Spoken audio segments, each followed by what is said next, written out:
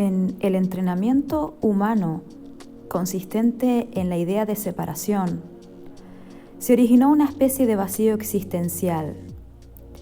Al tomar forma y conciencia como individualidad, dejamos de sentirnos ser el todo. Parece como si hubiéramos sido arrojados al abismo, al exilio de la fuente, como si Padre, Madre, Dios nos hubiera abandonado. Pero lo cierto es que, aunque fuera de ese modo, seguimos perteneciendo a ella, seguimos siendo la fuente.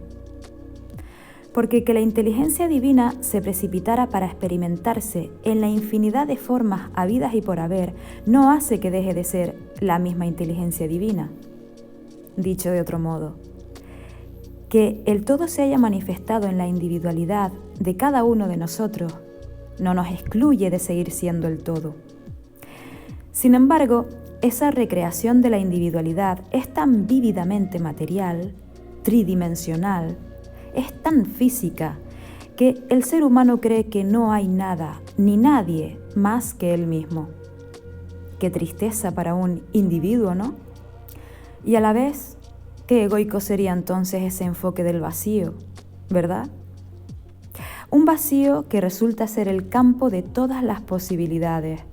Y el ser humano lo percibe como la causa de todas sus desdichas, la causa del miedo. Porque para las personas, vacío es igual a muerte.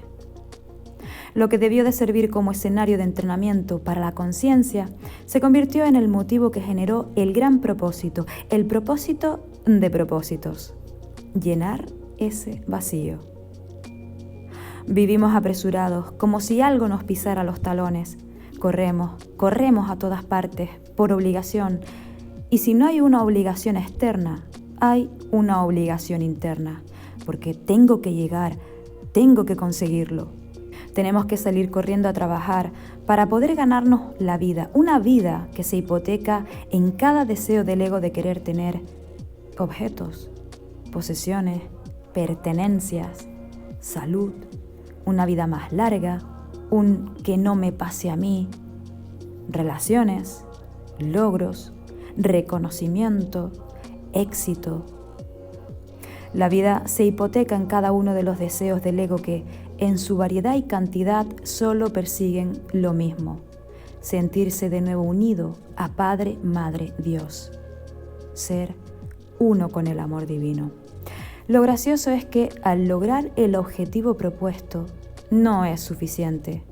No se satisface esa necesidad de algo que no se sabe muy bien qué es, no se satisface ese vacío. Y tenemos de todo, pero no tenemos nada. El vacío sigue sin ser llenado. ¿Qué patología es esa? ¿Qué diantres pasa? ¿Por qué no se quita? Tal vez no lo estemos enfocando como corresponde. Tal vez sea que el vacío existencial no necesite ser llenado desde fuera, sino que sirva de espacio de movimiento interno. Muy probablemente no vaya en esa dirección y no se trate de obtener logros personales desde el exterior, no se trate de ir a por ello, sino que el auténtico logro sea algo que sucede, que se manifiesta por añadidura cuando utilizamos ese espacio para movernos siendo lo que somos y siempre fuimos. Seguramente el logro verdadero no trate de un triunfo egoico solo para uno mismo, sino que sea lo que obtenemos al dar lo que somos, que sea lo que se nos da por darnos a todo cuanto existe. Nunca hubo que lograr nada fuera para poder sentir algo de lo que una vez tuvimos, porque lo que tuvimos es lo que seguimos siendo. El vacío no se llena, no se va a llenar, no tiene que llenarse. Esa es la verdadera abundancia, porque el vacío es el campo de todas las posibilidades, es energía pura, es el todo, y eso ya lo tenemos.